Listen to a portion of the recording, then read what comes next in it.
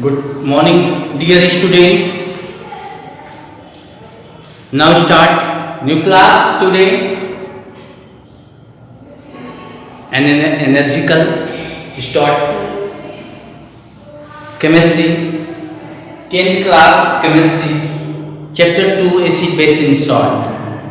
Now part 8. Common salt, a raw material for chemicals. Already know.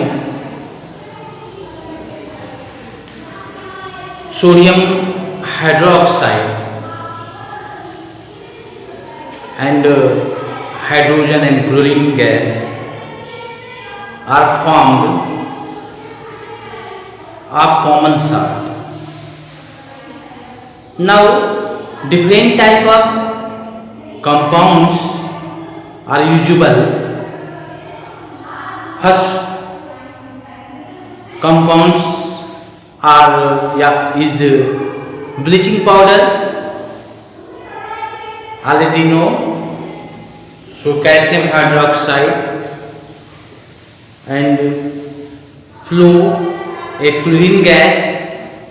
In calcium hydroxide a form calcium oxychloride, that is bleaching powder, and water are separates.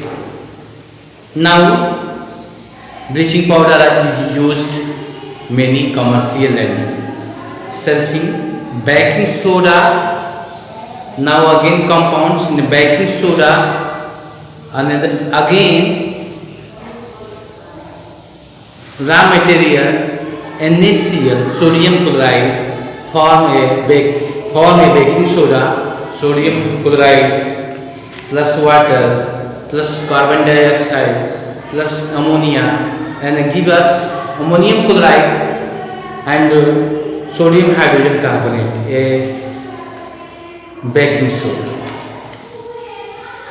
So now baking soda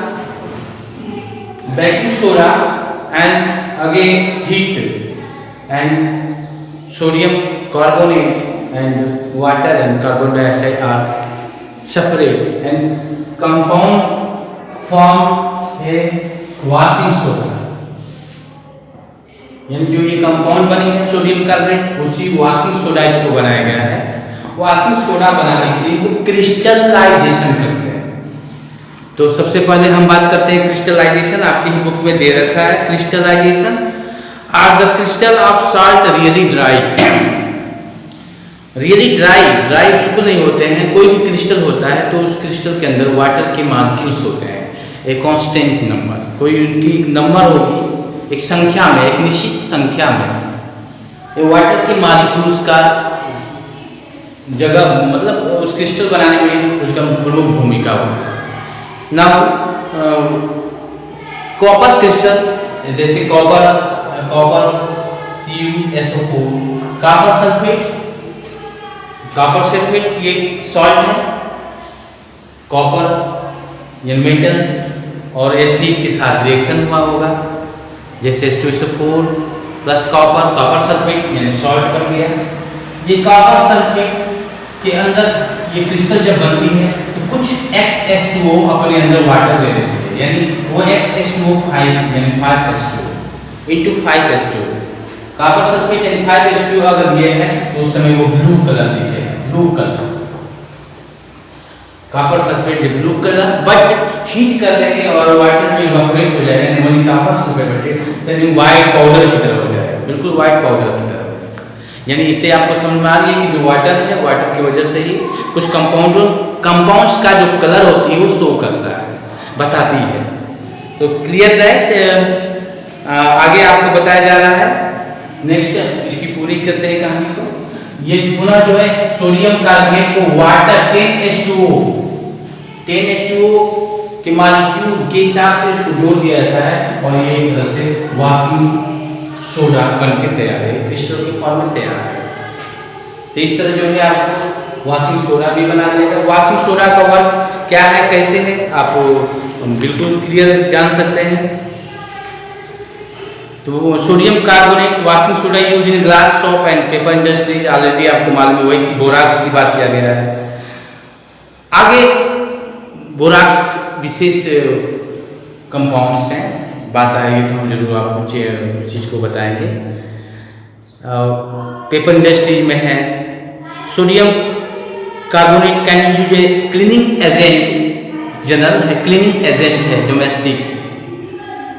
next है किसी भी hardness water, कोई water hard है, hard का मतलब उस पानी पीने योग्य नहीं है क्योंकि उनके अंदर जो मिनरल्स हैं काफ़ी बड़े बड़े, विशेष प्रकार के सल्फेट्स या कार्बोनेट यानी सल्फेट टाइप के कंपाउंड होंगे जो पानी को हार्डनेस बना रखा है, उसी को सॉफ्टनेस करता है, कार्बोनेट डाल दें तो सॉफ्ट हो जाएगा, पीने योग्य पानी हो सकता है। तो इस तरह जो है इनका सोडियम कार्बोनेट वॉशिंग सोडा का यूज हो गया।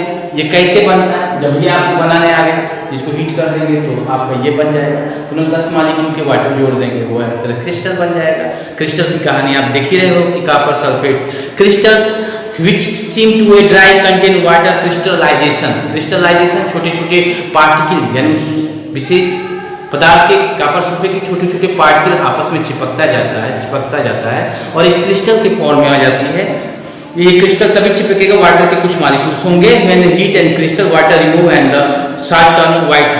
If you motion a crystal again with water, you will find the blue color of crystal appears। अभी बात मैंने को ब्लू कलर की। Water of crystallisation is the fix number of water molecules. जो बात की पूरी सारांश है, water of crystallisation is the fix number of water molecule present in one formula unit of salt। 5 water molecule present in one formula unit copper sulfate। chemical formula hydrated copper sulfate, hydrated जहाँ water, अब यहाँ एक नाम बदल जाती है जिसमें जिस क्रिस्टल में वाटर होंगे वहाँ पर वो एक चीज जोड़ेंगे, हाइड्रेटेड कॉपर सल्फेट उसका नाम, यानी आपने कॉपर सल्फेट का नाम रखा। जैसे मैंने कहा कि हमको कॉपर सल्फेट बताया था, आप तुरंत CuSO4 ही कहेंगे, बिल्कुल कहेंगे। देखिए अगर हाइड्रेटेड बोल दिया गया तो उसके अंदर वो क्रिस्टल है, क्योंकि वो क्रिस्टल के रूप में है तो कुछ और उसका दिख रहा है, और जब क्रिस्टल नहीं है पाउडर की तरह है तो कुछ और उसका दिख रहा है फिजिकल स्ट्रक्चर। तो हाइड्रेटेड बोला गया है, वाटर के मॉलिक्यूल अटैच है, जुड़ा हुआ है, वो फिक्स है, वो उन्हीं को हाइड्रेटेड कॉपर सल्फेट बोलेंगे। Now you would be able to answer the question whether the molecule of Na2CO3 10H2O is wet गीला। Now so one other salt which produces water crystal gypsum item, और इसी crystallisation के तहत आपको एक gypsum की बात है इसमें इस सिलेबस में आपको डाला गया है। जिप्सम की कहानी वही साल्ट होता है, कैल्शियम सल्फेट। जिप्सम आगे जो है इसी क्रिस्टलाइजेशन की क्रिया के तहत, क्रिस्टल एक वाटर मॉलिक्यूल के रहने से क्रिस्टलाइजेशन की जो क्रिया हुई है, इस तरह जो है कुछ उपयोगी चीजें बनी हुई हैं, लोगों के लिए उपयोगी चीजें बनी हुई हैं। नेक्स्ट इसी तरह एक उपयोगी चीजों के बारे में हम पढ़ेंगे जिसको हम बोलेंगे प्लास्टर ऑफ पेरिस बोलेंगे। प्लास्टर ऑफ पेरिस कब बनती है? ये जिप्सम से बनती है। वो जिप्सम की अगर बात करते हैं तो जिप्सम का फार्मूला होती है CaSO4, कैल्शियम और sulphate. Calcium is a metal and sulphate यानी sulphuric acid H2SO4। Suppose that H2SO4 plus calcium is a metal more reactive, so calcium CaSO4 बन जाती है और साथ में हाइड्रोजन गैस निकलकर बाहर हो जाती है, यानी ये कॉपर सल्फेट यानी salt type material. Copper sulphate salt type material यानी Ca++ and SO4- यानी आयनिक कंपाउंड ये सॉल्ट टाइप के material, ionic compound. Copper sulphate CuSO4 Cu++ SO4- same ions होते हैं, यानी आयनिक कंपाउंड, ये आयनिक कंपाउंड सो सॉल्ट, चाहे वो मेटल से और एसिड से ही क्यों ना बना हो, जरूरी नहीं होता है कि एसिड बेस के मिलने से सॉल्ट बनती है। ठीक है, तो सॉल्ट बनने की क्राइटेरिया करोड़ होंगी, बहुत सारी उनकी सीमाएं हैं। तो आगे हम बात करना चाहते थे आप लोगों को, जिप्सम की बातें किया गया है, जिप्सम, और इसी जिप्सम से बनाया गया है प्लास्टर ऑफ पेरिस पीओपी है। बहुत इसका आज आधुनिक युग में इसका बहुत बड़ा योगदान है। किसी खास घरों में डेकोरेट करना, ऊपर के फ्लोर अंदर की तरफ से कुछ डिजाइन करना, और सबसे इसका मुख्य प्रमुख कार्य आता हुआ है फ्रैक्चर, जहाँ होता है बोन होता है उसको सही राइट डायरेक्शन में किए रहना, यानी जैसा है उसे बनाए रखता है। तो इस तरह इसका बहुत सारा यूज है। कॉपर सल्फेट है CaSO4 into 2H2, यानी इसके अंदर जो फिक्स दो मॉलिक्यूल वाटर है calcium sulphate CaSO4 and 2H2 and gypsum, इसी को कहते हैं जिप्सम, कैल्शियम सल्फेट।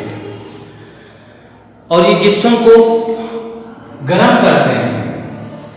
इसको अगर हम गर्म करते हैं 373 केल्विन, यानी हम बात कर सकते हैं 100 डिग्री सेंटीग्रेड। बात वही है, केल्विन 100 डिग्री से 273 घटा देंगे तो 100 आ जाएगा, 273 घटा देते हैं तो डिग्री में आ जाती है। यहाँ बात किया गया है कि 373 केल्विन के टेम्परेचर जैसे देते हैं वैसे ही copper sulphate and 1/2 H2 semi hydrated देखो आधी H2 की मात्रा प्लस 1.5 यानी 1/2 H2O बाहर निकल जाती है।